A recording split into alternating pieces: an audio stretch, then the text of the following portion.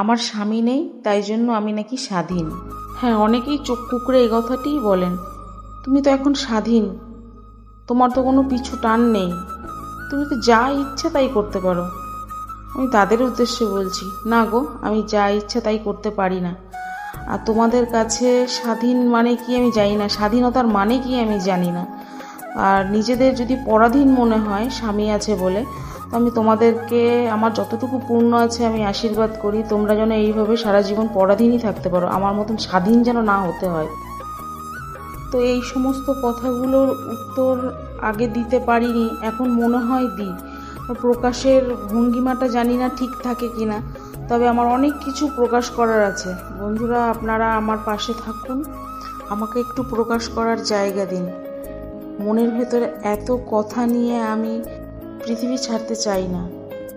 একটা মেয়ে যে স্বামী মারা